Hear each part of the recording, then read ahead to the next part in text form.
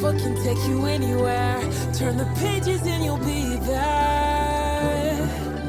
Come on, join us, you'll see.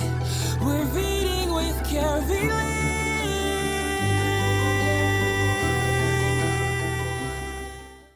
Hi, friends, and thank you for joining us for another Read with Carylee.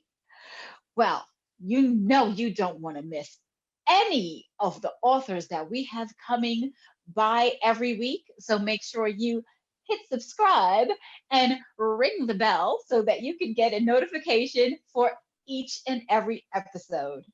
Now, today we have Miss Lauren Poteat with the story Giraffes Don't Talk to Ants. It's a fabulous story, and I just love the title because it just gives the air of shishi poo poo. Anyway, so Miss Lauren Poteat, thank you for joining us today. Thank you so much for having me. Yes, welcome. And where are you reading to us from today? Well, I'm in the DMV area, Rockville, Maryland, to be exact, right outside of Washington, D.C. Okay, yes, so we are neighbors. I'm right down in Northern Virginia. Hey, girl. Hey, awesome.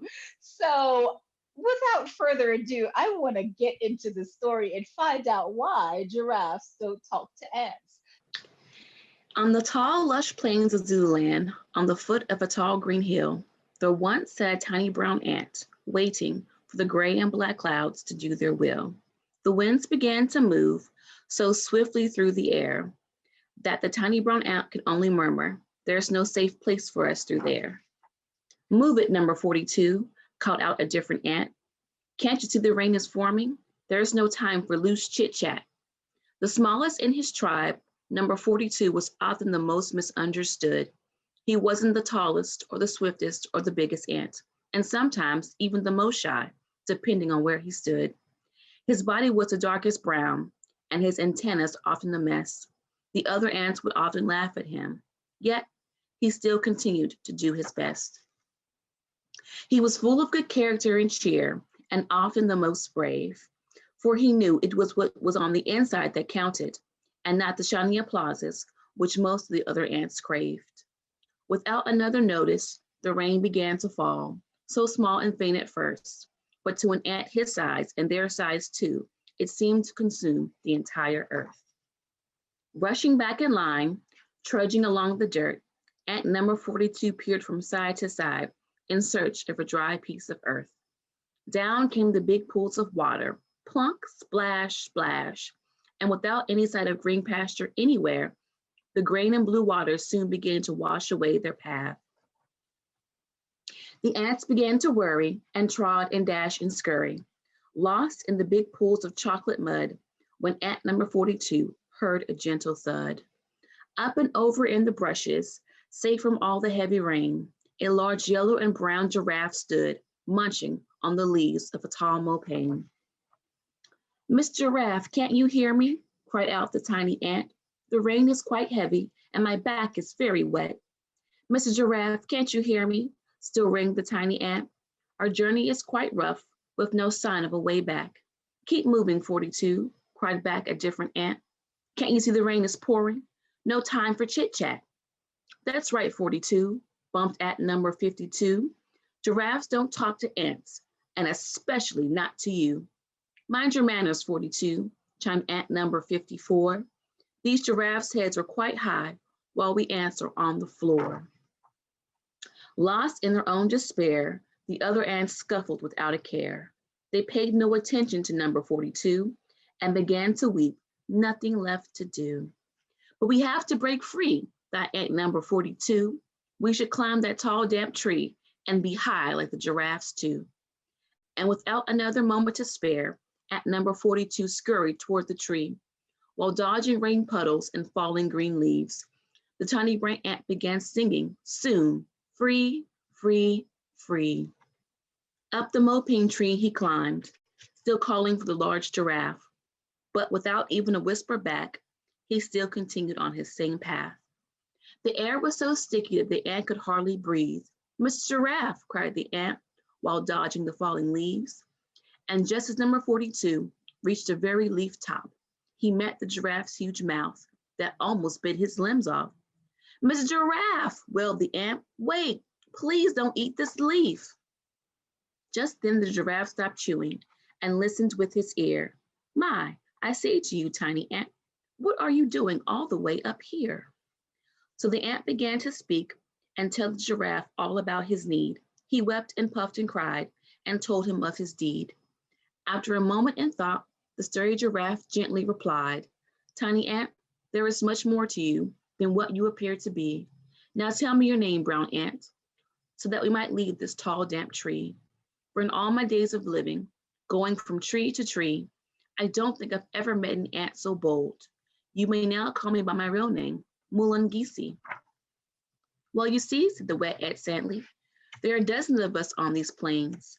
How I want a real name so badly, yet only number 42 is my given name. Number 42, said the startled giraffe, why not something greater or bigger or braver? I shall now call you Zulu, the perfect name for a winner. Then little Zulu sat on top of Mulungisi's head. High as a giraffe's, he called down to the others, who had decided to stay behind in the mud instead. When little Zulu finally appeared, all the other ants mocked and jeered. A giraffe talking to an ant? Well, isn't that sort of weird? Not weird, laughed Mulungisi. He climbed the highest tree in search of something greater, bigger, and so I think that makes him a winner. Wouldn't you all agree? Catch a ride on my back, and I'll take you on your way. You can thank little Zulu or number 42, some might say. Zulu, the ants began to wonder. We want a new name. The ants all looked in amazement, bewildered at their new friend. This ant wasn't even the swiftest or the biggest, and yet he still managed to ascend. We want a real name too, all the other ants began to beg. Then gather round, said Mulungisi, and tell us what gives you each victory. Are you fast or smart or cunning or very brave, just like little Zulu? And so, one by one, each ant began to share what they thought did make each one special and the importance of true integrity and taking good care. Then each ant was given a real name, and they basked and cheered in delight, learning size and appearance were not everything, but instead, the size of your character. Little Zulu was right. And that is Giraffes Don't Talk to Ants.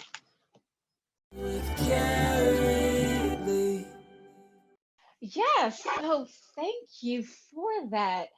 And it definitely is not what we would expect with Giraffes Don't Talk to Ants, but it gave a delightful story of little number 42, and I'm not going to try to attempt his new name. And Zulu. Zulu Thele, okay. And there are just so many traits that I saw come out of that little ant, and that's something that can definitely resonate with our friends at home. So, can you tell us why you chose to write this book? Well, you know what? I think this is a book that has been kind of culminating in my head since I was a child. You know, you meet and see all kinds of people. You're often put in all kinds of situations and scenarios where sometimes you feel as though you don't measure up or you're not good enough. Society sometimes puts people against one another, the haves versus the have-nots. And really, that's all just kind of a state of mind and where you choose to be and who you choose to be. And so I wanted this book to kind of serve as affirmation for those who don't believe that they can ascend or achieve because of wherever they feel they may be. And then also as a narrative or a roadmap into how to break free from those kind of heavy chains and become who you're truly called to be or meant to be in this life. Absolutely. And I feel that our children today really do need that. Absolutely. So, would you say that you are one of the ants, or you would be like the giraffe that's actually giving these names out and having the ants state their qualities. Well, I would like to think that at some point the giraffe was an ant at some point, not literally, but Yeah. figuratively. He had to grow, he had to learn, he had to experience. And Mulungisi, which is giraffe's name, actually translates into wisdom in Zulu. And Zilatheli translates into brave in Zulu.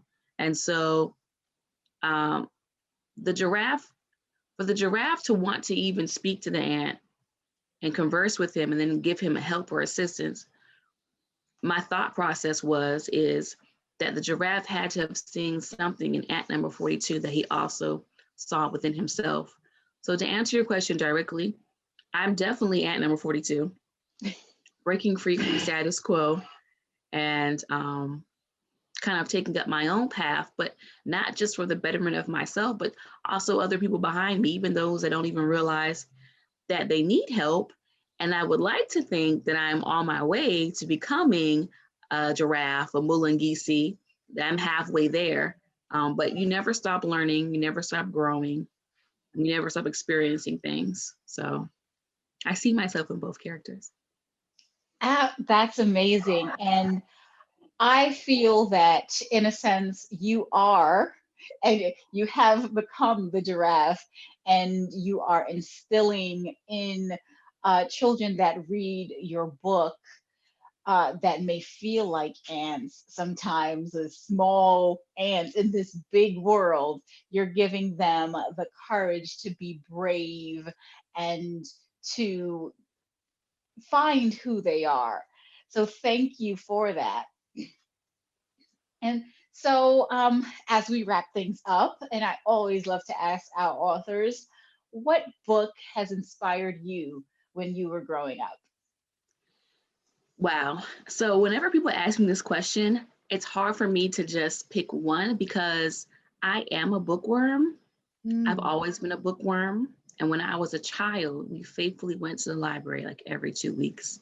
And so I just love children's books, um, just books in general, but I really love children's books because of the morals and the lessons. And it's just so easy to read and take in.